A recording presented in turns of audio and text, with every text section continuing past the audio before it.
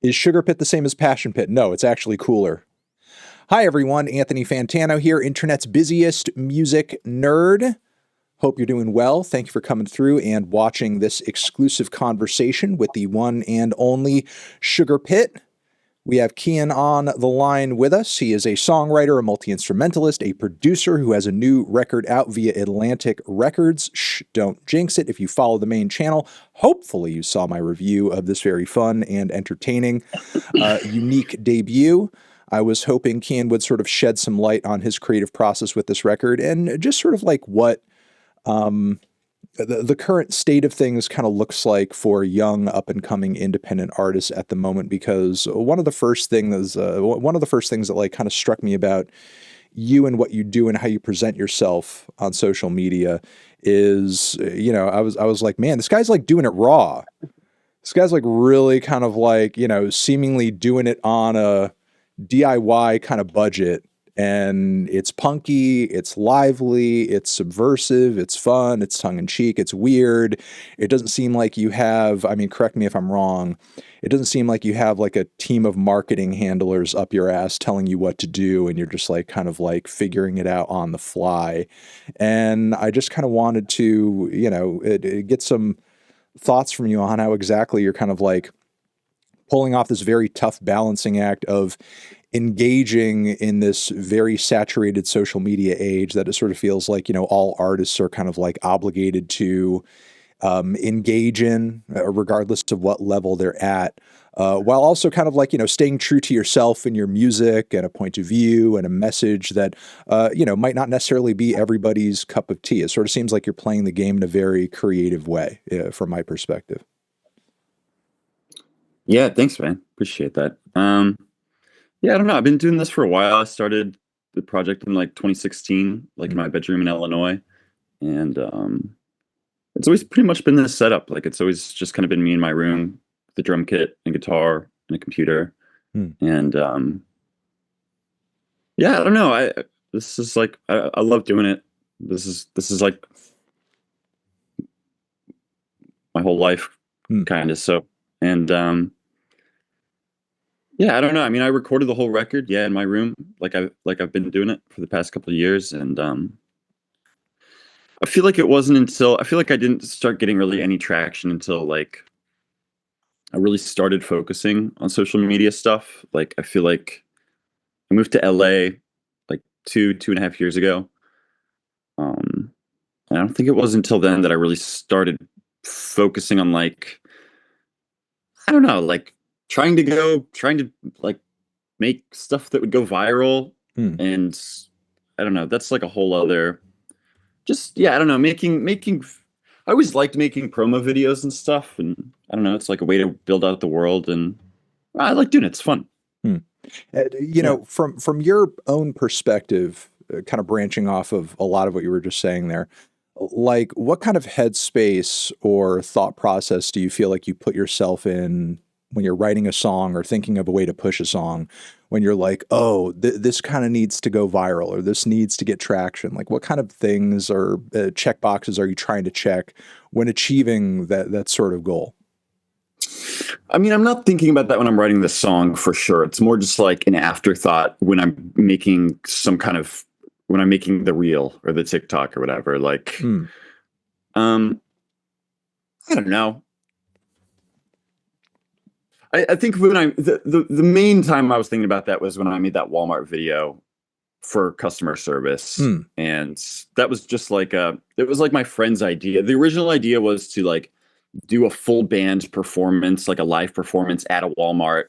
And we were trying to figure out like, oh, like maybe we could like bring in a generator and like power the amplifiers, or maybe we could like sneak in like an extension cord and it just like, it was too hard, obviously, to figure that out. And so I just went into Walmart and I got like the Walmart vest from eBay and did it myself. And I don't know, just doing like a public stunt kind of thing was kind of where I was coming from with that.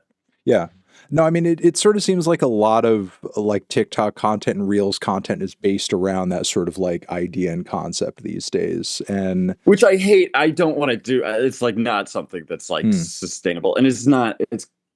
especially that vibe of going and like kind of like pranking people in public is Right, not right, right. like that's not a great vibe, No, no. in I general. look. I'm actually going to play devil's advocate here, okay? And not to Yeah. sort of advocate for like pranking people. Like I don't feel like making content out in the open or sort of like at random in spaces where people don't expect it necessitates pranking them in kind of like a mean spirited way or doing anything to like make anybody feel uncomfortable.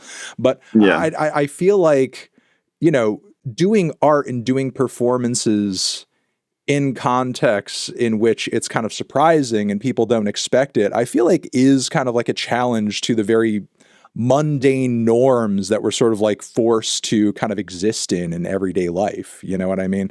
Like, Yeah. again, sort of like a public performance and sort of like this type of content doesn't need to be mean inherently, like it can be a means of sort of like introducing people to something, I think. It's a fine line. It's a fine line because, like, I don't know, like that Walmart video was like very funny and lighthearted, but in another sense, I'm also kind of like, fucking with the regular guy workers who are working there and have to like kick me out and Yeah, stuff. they have to chase you down, I guess.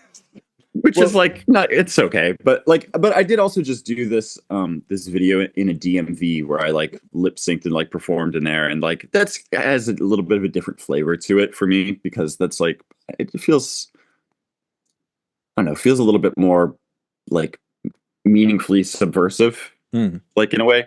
Like I don't know, the What DMV is just, I don't know, it's just a feeling. I don't know, just the DMV is so brutally stale that I felt more like I was giving like entertaining people like in a positive way. the DMV has less vibes than Walmart is what you're saying. Yeah, I guess that. I don't know. You feel like you're bringing more light into people's lives in the DMV. Yeah, it's a dark place. It's like it's totally soulless. I feel like generally speaking, though, there is kind of like an acknowledgement of those types of energies in your music. You don't seem like a big capitalism guy. I'll say that. It sort of seems like on a lot of these tracks, you're kind of Dude, I like love capitalism. it seems like you're kind of poking fun a little bit at the 9 to 5 and kind of like the normal sort of work and employment expectations that a lot of people are kind of fed into against their will. Yeah, I think when I was writing a lot of these songs, I was just I had been working a lot of just random shitty jobs, like especially when I moved to LA too. That was like really when it was like reaching a fever pitch for me. Is like I was working at this like coffee shop in a mall in a kiosk, and I was doing like I was a valet, and I was like just doing all this.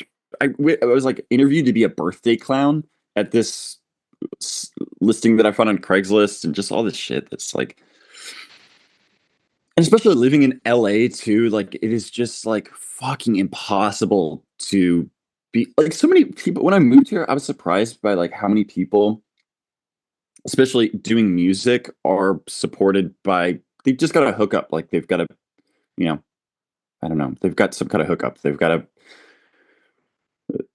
they're in this, I don't know, they've got something or other. They've got a rich family, or they've got Oh, a, okay, they got okay. hooked up with a sick job, There's or like nepo baby stuff going on, yeah, or yeah, what? yeah, They're right. already like making 6 figures as like a social media person, or like I don't know. I don't know how they're how it goes exactly. But I was just, yeah, I was just raw dogging it with just it's so it's just it's impossible to be working like regular minimum wage jobs, or even like I don't know, if you make like 17, 18, 19, hmm, 20 an hour in LA, it's just like you have to work so much and you're stretched so thin. Um Especially like if you want to pay for like car insurance and health insurance, right. and you have like your rent is like $1,700, and also you drive everywhere, so there's all this gas expenses, and I don't know, it just felt like fucking impossible. And so that's a lot of where I was coming from with a lot of those songs. And do you feel like I'll sort of rewind for a quick second? I feel like with all those sort of like jobs that you were talking about there, you've basically like rattled off 3 or 4 potential music video ideas, like for, future. I'm just saying, birthday clown video would pop off. Also, valet video where you're doing donuts in the car maybe would also Yeah. like pop off. I'm just saying, like a few decent ideas right there that you just sort of like threw out there, The birthday inadvertently. clown one was crazy. It was like a listing that I found on a Craigslist, and I like went to this lady's house, and she was like kind of had like cat lady vibes, like, and she like was hosting this like seminar on how to tie like birthday balloons like in her yard with all these other people from Craigslist, and she had a bunch of like tons of cats running around, and we went to the inside of her house. It was all like just smelled like cat shit, and it's just such a crazy vibe. Like she had this shed full of all these costumes like on the ground. Whatever. It was a funny vibe. um going on from there though, you're really kind of like getting to the heart of a lot of the economics that independent musicians and up and coming musicians are facing these days.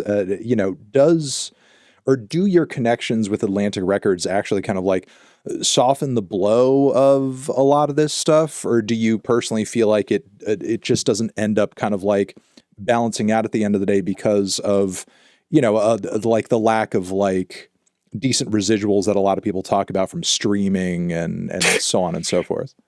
I mean, I guess asking me again in a couple of years, like when I've spent all my advance money, but for now, I mean, getting signed was the best thing that's ever happened to me. Like Mm. a, it's amazing. Like it's amazing. Like it's not like I got like a huge deal with a ton of money, but it's totally enough. Just being able to have enough money to get this place, upgrade my gear a little bit, and just being able to focus on this every day and not constantly being able like just to sit down and be able to write a song all day and really get in the zone, go to sleep and wake up and keep the momentum going. Just that alone is like such it's like a blessing. It's awesome. Yeah, just it's awesome. It's awesome. Big sign. It's awesome. It's amazing. It sounds like at the end of the day, like the biggest resource or the most difficult resource to come by is time, in a way. Time. It's time. It's totally time. Like Mm. just especially when you're doing everything yourself. Like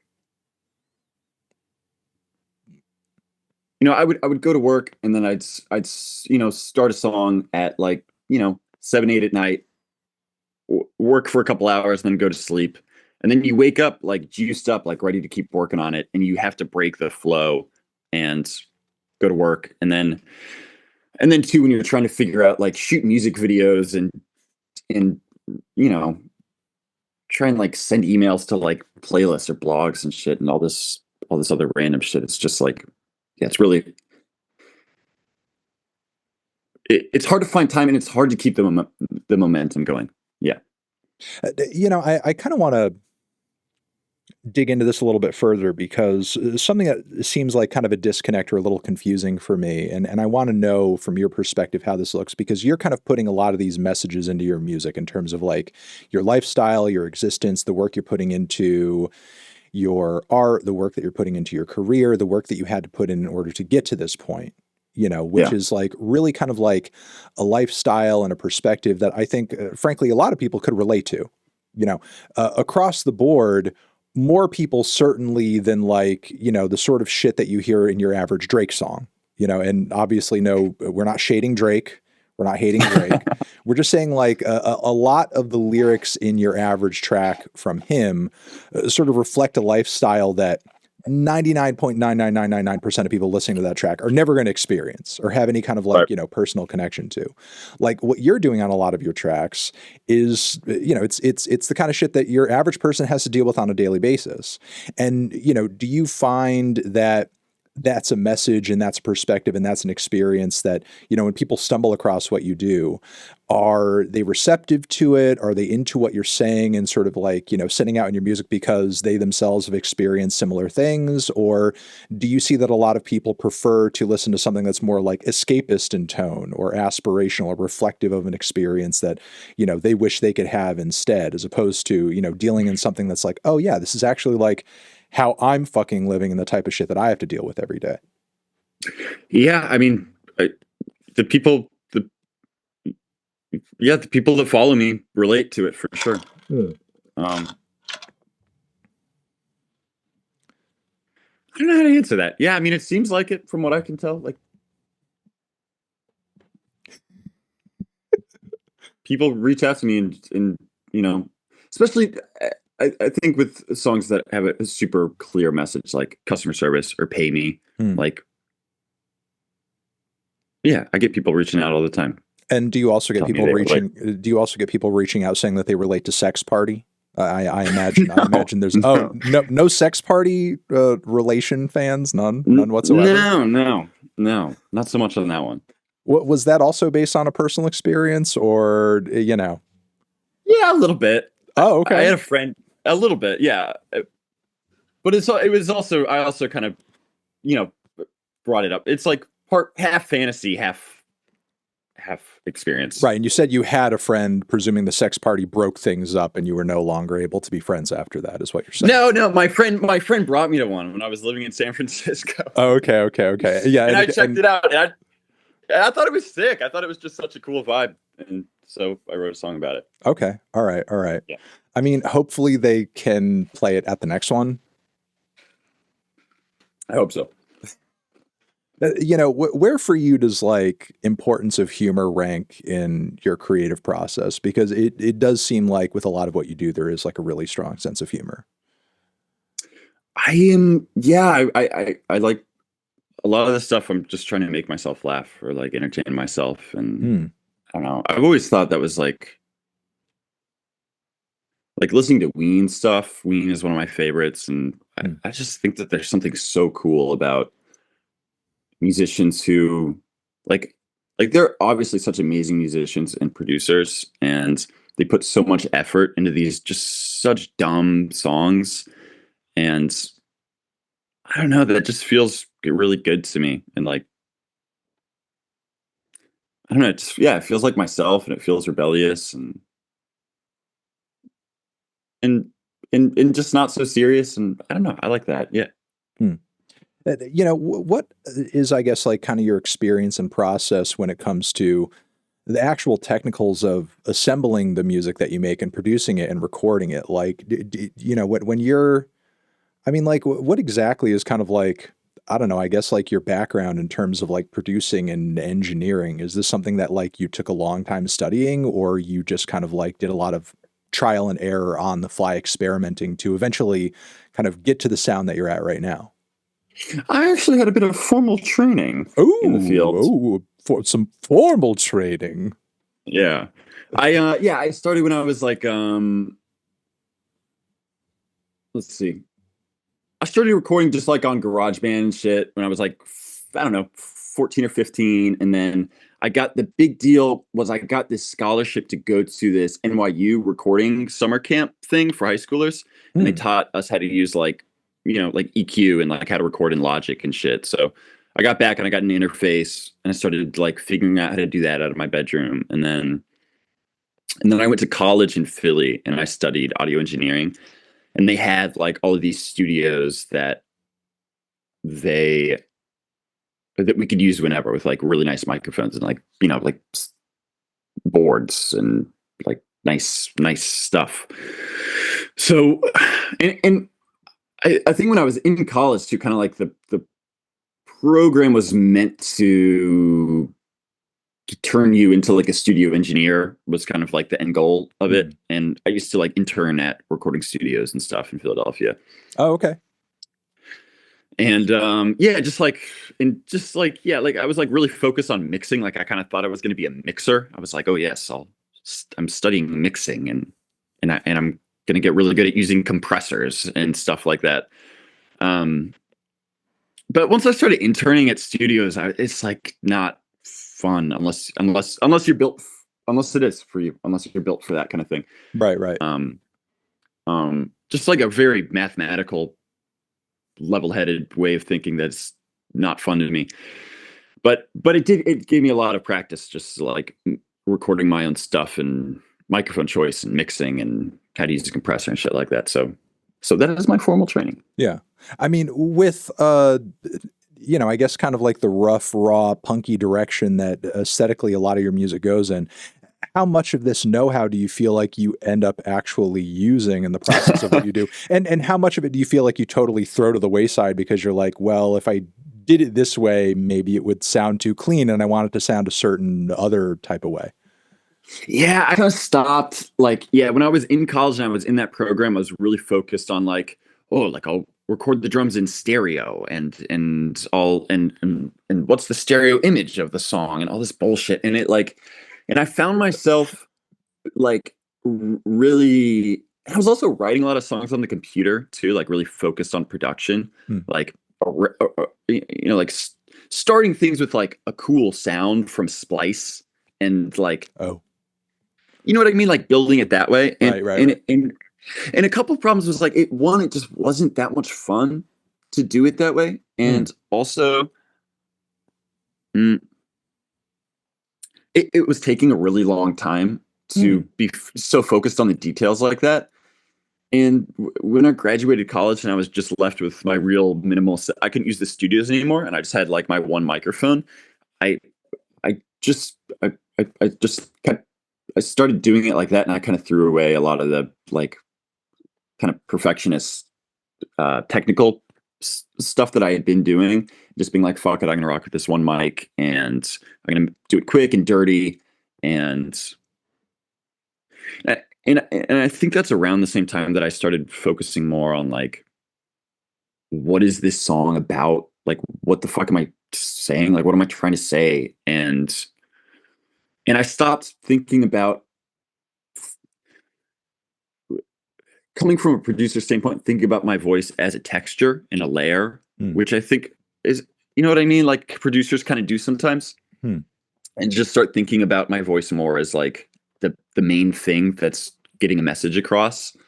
Um, and I think that's when I entered into like a new era of what I'm doing And here. But as opposed to what? What do you feel like you were thinking of your voice as before? Like, like like a layer or a texture, it's just another instrument. Like no, the no, main thing you is sort of transitioned to feeling about it that way. What was your prior thought about it? What sort of conception about your vocals did you have to break to get to that point?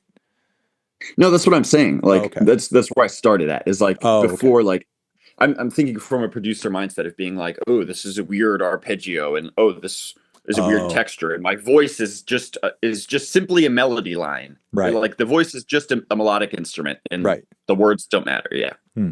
Got it.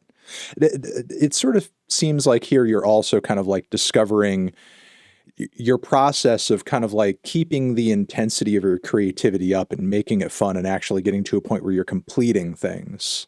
Um, what's maybe digging deeper into this, some other advice that maybe you would have for other kind of like young up and coming creators out there who might be sort of like struggling with the idea of like, I have all these ideas, I have all these things that I want to do, but I can't actually get it done. I can't actually complete it. There are either these hurdles in front of me or I can't seem to sort of like get a thing complete from start to finish.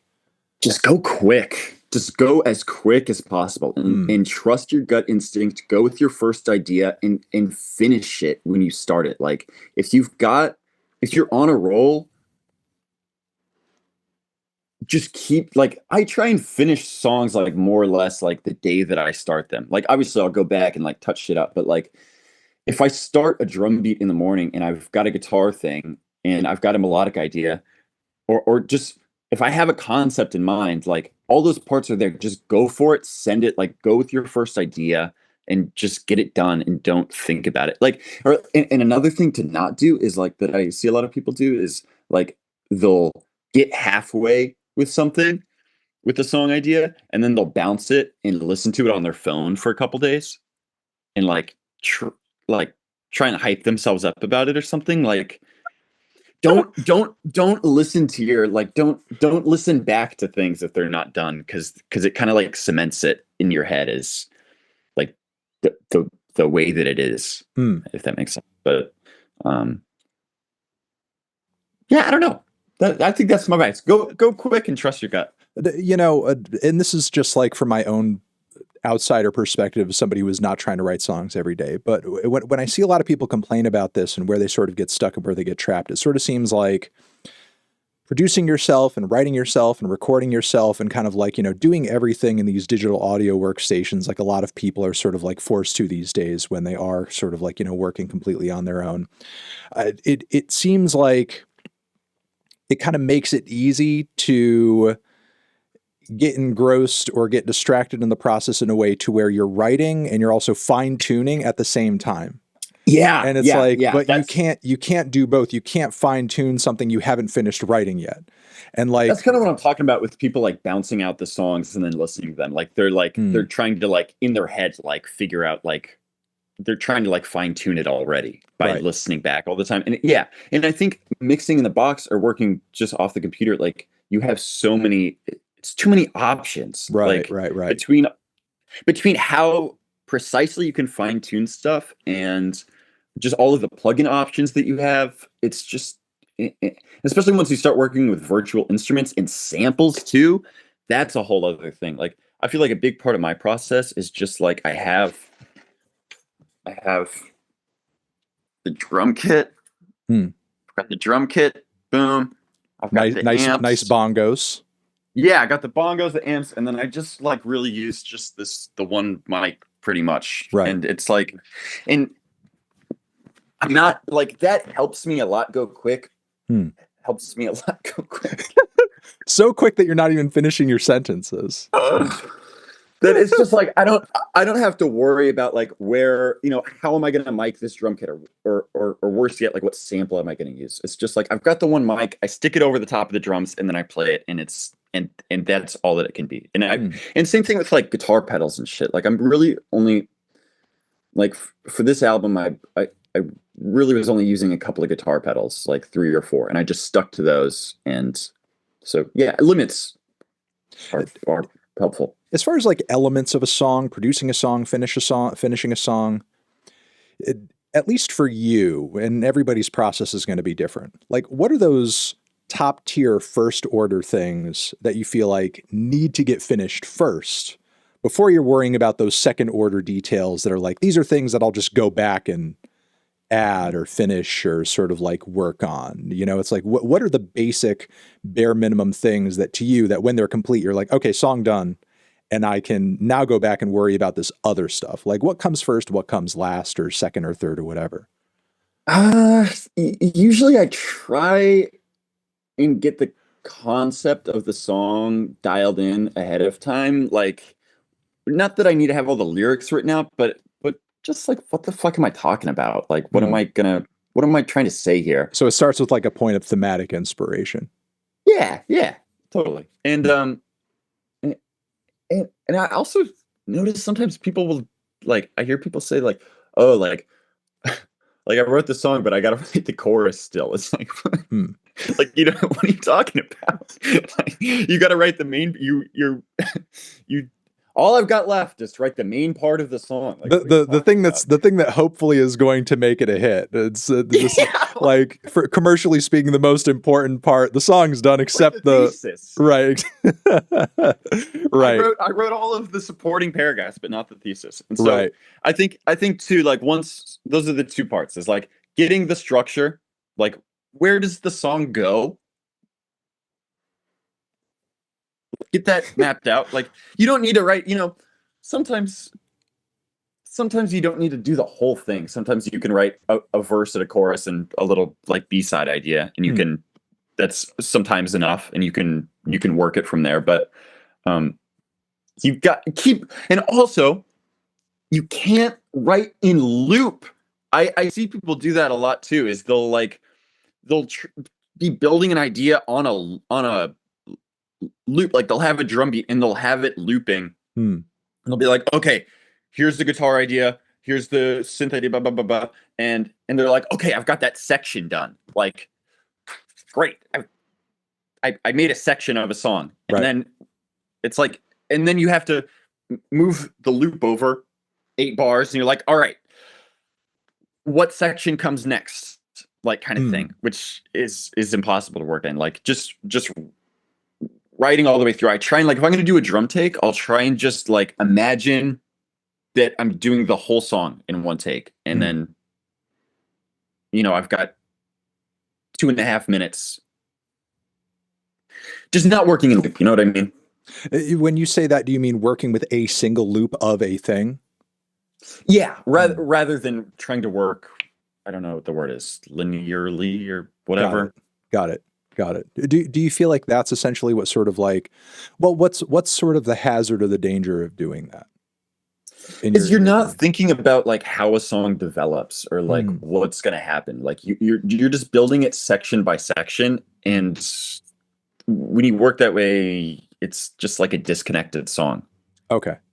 Because you're thinking about it. It does seem like there's like a prevalence of very popular tracks out there these days where it does sort of seem like the beat is just the same kind of like looper section over and over and over, regardless of whether you're hearing the verse or the chorus. Like either the melody doesn't really change or the beat doesn't really change. It just kind of feels like the same thing from beginning to end. But, there might be a few variations on top of it, and that sort of suffices, I guess, in terms of like song development. But you're saying nay. Don't do it that way. I say nay. I say nay. You say nay. Not work in the loop. Yeah, okay. Those guys are probably working with a loop, an 8-bar loop. Okay, got it. We're talking a lot of technical stuff here, which I think you've given us a lot of insight on, and people are free to take your advice and kind of develop their own style and own direction from there. What I'd like to know more about, though, is like you personally started out as this kind of DIY musician. You're still holding to a lot of those, I guess I want to say, you're still kind of holding on to a lot of that ethos right now, but simultaneously, like you're signed to a label, you moved out to LA. Like starting with that, like how essential do you feel like having moved locations has been to your growth and career as an artist? Does it put you in proximity to stuff that's been kind of like vital to, I don't know, your career, be it resources or collaborators or, different perspectives? Do you feel like you'd be able to accomplish what you've done, back at where you started, or did this sort of like need to move to LA or move to a different place in order for it to grow into what it is today? Yeah, I think it needed to move. I think more than anything, it's just the energy of the city and being around everyone else who's trying so hard. Everybody is pushing so hard to get what they want here. And so you feel like you found community in a way.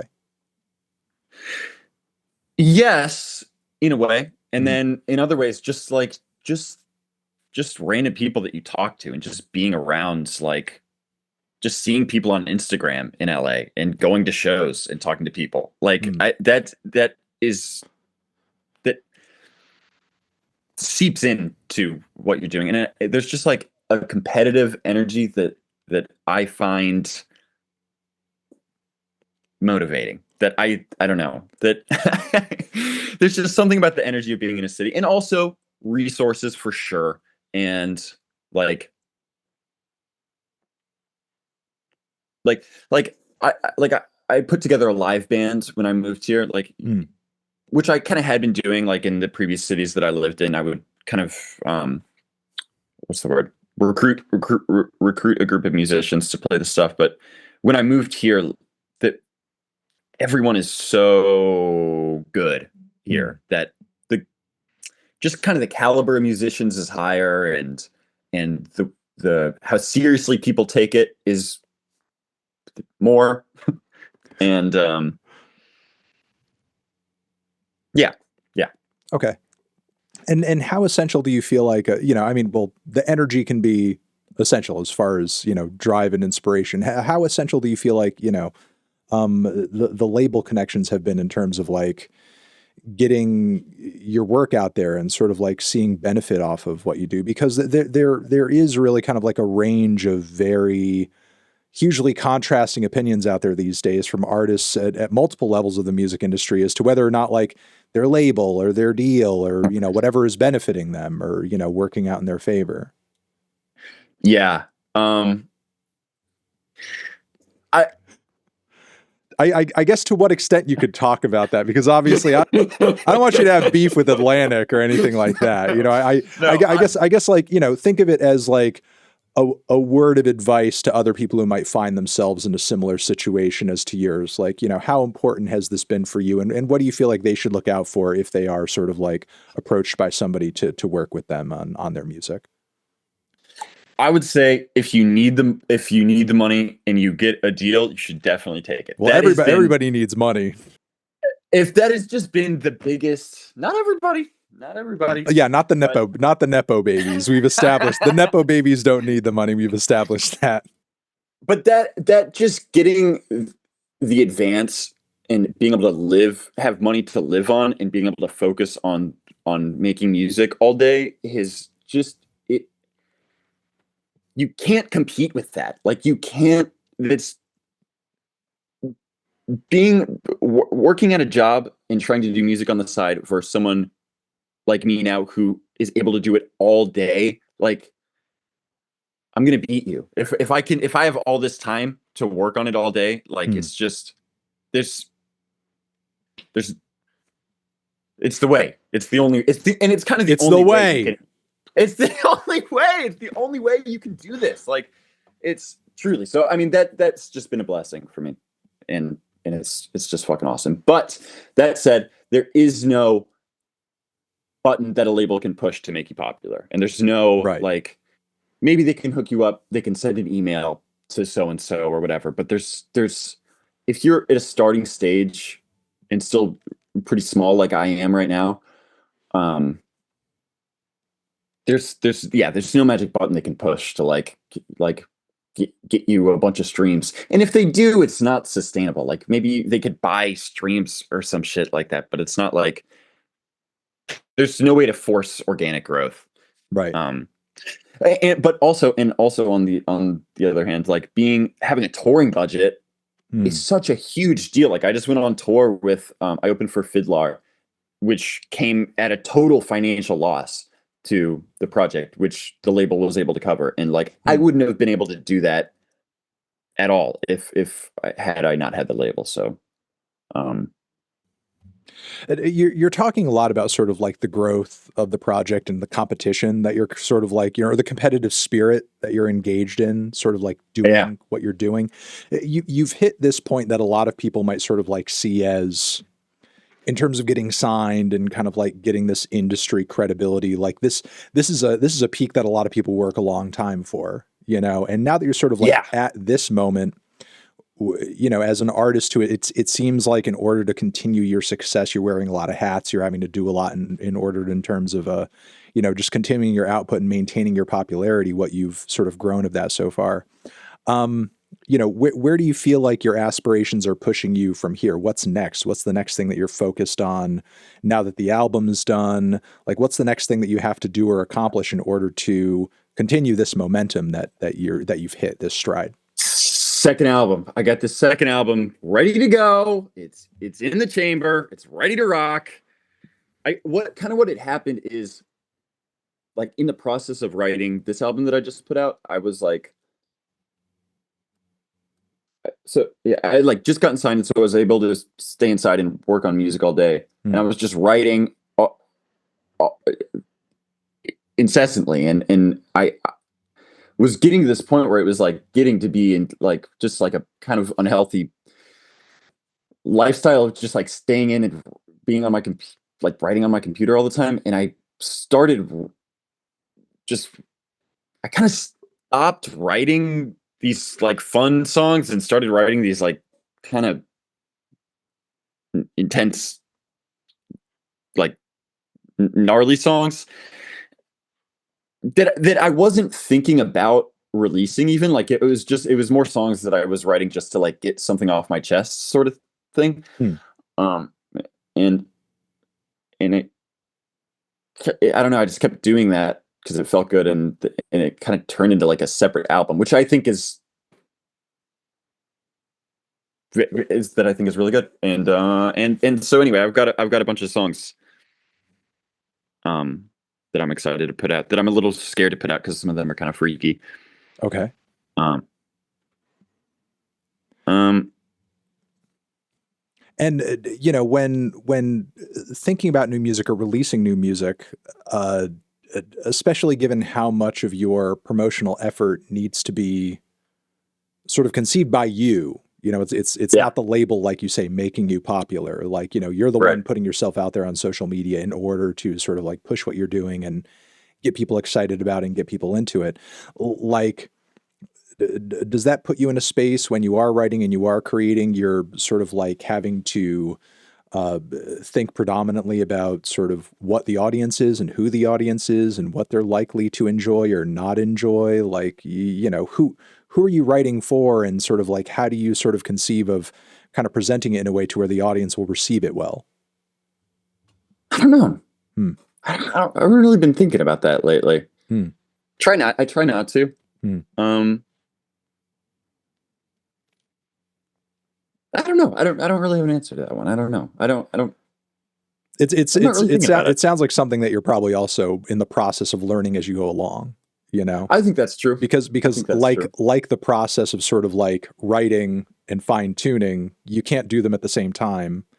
And also sort of like, you know, writing and creating, but then also thinking of like how to get it in front of an audience, which you know, again, is also a lot of it's a hat that a lot of musicians are forced to wear now in the social media age. You know, back in the day, it was maybe more the label who was handling the whole PR side of everything, you know.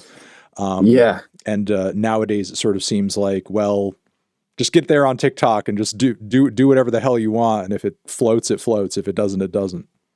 Yeah, and I think another part of that is like I don't have that many fans yet, and I don't have that there's and I just put out an album, so it's like there's not really I don't feel a super specific demand for anything. I mean, people, obviously relate to songs about money and working and stuff, Hmm. um, but I can't, I'm not going to write a bunch of, job songs over and over again. So Hmm. Do you feel like essentially at this point in your career, this is really like the label kind of like taking a chance on you and investing and sort of like, you know, totally, the potential of what you do based on sort of how it's coming out so far?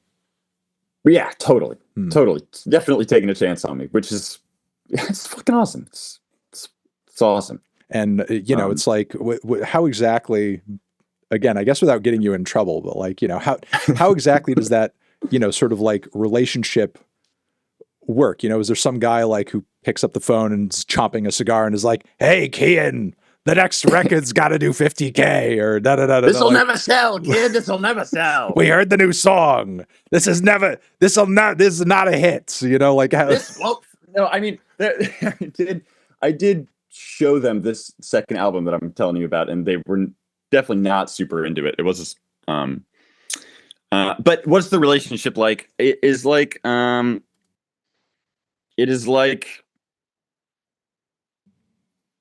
it's kind of like, you know, if you need a little bit of money to go on tour, then here you go. And if you need a little bit of money to shoot a video, here you go. But it's mostly me, like, running socials and figuring out content and booking shows. I book a lot of my own shows still, and Hmm. things are really not that different from how I was doing it before. Like, I'm still doing a lot of reach out myself. Like just this week, I've been DMing a lot of like music review accounts and shit myself, and booking house shows, and I make all my own merch and everything, and so You know, from your perspective, just get like a quick assessment on this. The fact that you are doing yep. all of these things, and you know, are at a point where you have to do all these things. Like, do you see all of this as like more of a burden or more of a freedom? It's a freedom. Hmm. Because the other side of the coin is like a label could have signed me for a bunch of money and come in with an attitude of like, we're gonna make this work. Right. And they're essentially telling you everything to do in order to kind of get it to their liking. Yeah, exactly. But like my sort of situation is like I feel like they're, it's like a small investment for them and they're kind of taking a chance on me, and it's like a little bit of an experiment for them, I think. And they're kind of like we'll see if it works or not. And so that gives me a lot of freedom to be like, I want to do it this way. Like I want the videos to look shitty. Like I don't want them to look polished. I don't want to go to a studio. Like I'm going to keep producing it with one microphone in my room. And so, yeah, I overall, I feel super grateful for my position. Yeah. Okay. Well, Kian, I appreciate you coming through and just being an open book about your process and everything, and just shedding light on that and this new record, which I'm enjoying a lot of. I hope Chad is enjoying a lot of, and I appreciate your time, man. No, I wanted to say just thanks for the review and thanks for having me on. Like I was for like a lot of years I was like trying to send my songs on like Submit Hub, and you know what that is? No, I don't. Submit Hub is like it's this, but I mean it sounds like, I mean it seems like it sounds like what it sounds like. It's bullshit. Yeah, it's like you pay for credits to send to these like shitty tiny blogs, and I've just been doing shit like that and like trying to find. I remember like when I moved to LA, I was like trying to find Instagram accounts of people who ran like rock playlists that I like, that I would DM and be like, can you please get me on your playlist? So, but anyway, just to say like, it's just so cool to be here, and thanks for the opportunity. Well, maybe if you want to say one more thing, because I mean, there is like a cottage industry around that kind of stuff.